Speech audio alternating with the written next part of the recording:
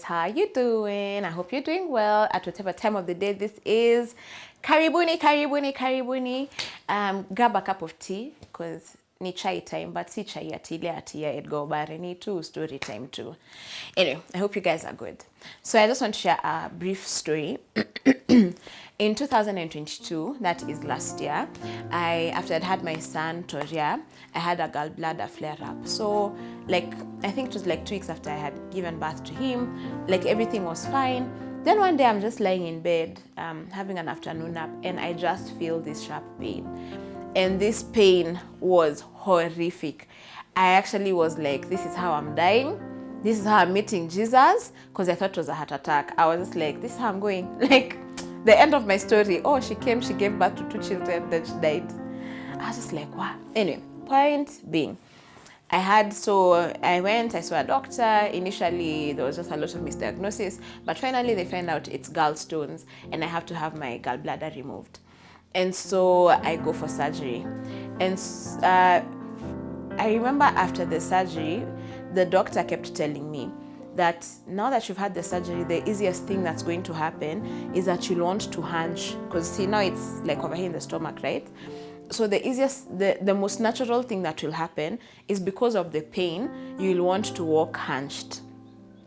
You'll want to walk like this. But if you walk like that, you're going to zuia your healing, because now your abdominal muscles will be used to you, zitapona kama ume hunch. I can't describe it better than that. So now your abdominal muscles now when you're trying to stretch, you'll start feeling pain all over again, and it'll just be a whole thing. So I'm advising you as your doctor that even as you go home, always try, not always try, commit to doing walks, oftenly, but also commit to doing walks when you're walking upright. And so that's just what I did. And I was just thinking about it for us as Christians, right? Sometimes when we go through situations, we want to walk bent over, we want to walk the situation has pressed us so much, and we just want to cower and we want to run away and just to hide. But and I think there is time for retreat. There's time for you to just go back and just rest kidogo.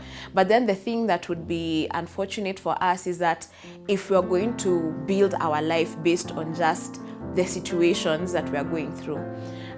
David in Psalms 23 says, what does he say in Psalms 23? He says, yea, though I walk through the valley of the shadow of death, I will fear no evil, for you are with me, your rod and your staff comfort me, etc., etc. But David is making this analogy, and he's saying that we will walk through. There's a valley of a shadow of death, right? There are challenges that we're going to have in life, but we will have to walk through them. We cannot come and set camp there.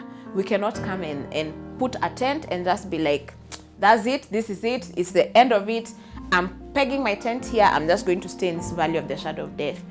No, David beckons us and he says, though I walk through, and he's making a prayer to Jesus, but he's also beckoning us that we walk through, though I walk through. So we have to walk through these challenges. We have to face them, but we have to walk through them. And out of walking through them, there's a part for walking through, and the challenges will press us. But when we walk through them, you cannot then act like you have not walked through. I don't know if you're getting what I'm saying. When God heals you, for example, you're healed. You cannot now be sick for the rest of your life. Are you getting? So you had, now back to the story of the gallstones being removed and surgery. It's been a year later. God has healed me. By then I don't feel any pain, anything, anywhere. So it would be not foolish, but it would be really weird if I just kept walking all the time. When I'm meeting people, I'm just walking like this, I'm just walking oh, don't hug me, oh, don't, najishikilia tu. And now when anyone tells me, I'm just Aki, I had surgery last year, so now I'm afraid of even hugging you, I'm afraid of doing anything, because there's a pain. Even though it's gone, there's just a pain. I just want to stay there.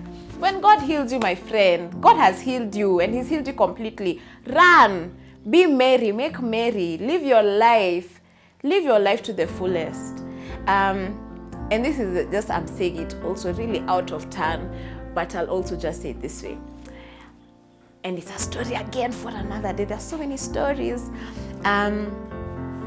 But earlier this year as well, story again for another day. Come comments say, my gosh, I'm so sorry, blah, blah, blah. But earlier this year, I went through severe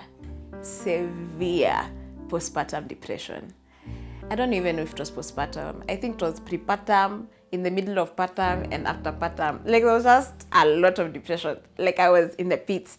I remember having to go to a psychiatrist, and story for another day. It went just besides having counseling to a point where I needed to get medicine. What was the point of my story? Someone has called me and taken me off course, but we will remain here.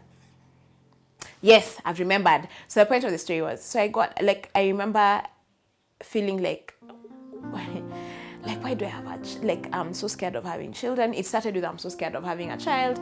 I felt like my life, of course, story again for another day. Then when I had my child, I just felt I was not the most equipped parent to be a parent of two. And like things just spiraled really fast. And so I remember like a few weeks ago, I met with a friend, and God has really been working on my heart. I'm well. God has healed me completely. I'm doing well. And so I remember now I've started toying with the idea again of, by the way, I'm ready. If God wills for me to have another child, I am open to God's plan for my life. That does not mean I'm pregnant right now.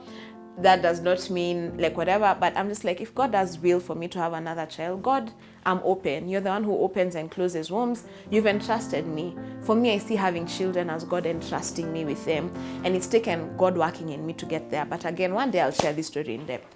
So I remember I was meeting with a friend, and she knows herself. And I was just chatting with her, yeah, no, by then I'm just open if God wills. And she told me, do you know the type of year you've had? And I was like, yeah, I know the type of year I had. She's like, Sonny, by the you're the most unserious person I've ever met. And I was like, why do you say that? And she says, no, do you know how challenging your year has been? Yani, you are in the depths of this thing. Like, what are you saying? And I just told her, and it's something that God had been working with me. And I said it like I was cowering, because also I didn't want my friends to judge me. But I just said, you know, when God heals you, why should I act like I'm sick? God has healed me and rid me of all depression and disease. Why should I now peg my life based on this circumstance? So that's the same thing I just want to encourage you. If God has healed you, don't peg your life on that thing. When God heals you, live your life to the glory and honor of His name. Live your life fully, unashamedly, fully, let God be known as God. And for me, I'm just like, let God be known as God. I'm not going to walk with a hunch. I'm not going to walk like just holding myself, like having a pity. God has healed me, and I will shout it from the mountaintops. So when God does something for you, shout it from the mountaintops. Let the name of the Lord be praised. Hope that makes sense. Hope that encourages someone. And don't be afraid of what people will say. Bora tu unatembea na Yesu, and God is perfecting you. Tutaongea na usiku tutalala, asubuhi tutaamka. But that's not the point of the story. The point was just when God heals you, live like you're healed.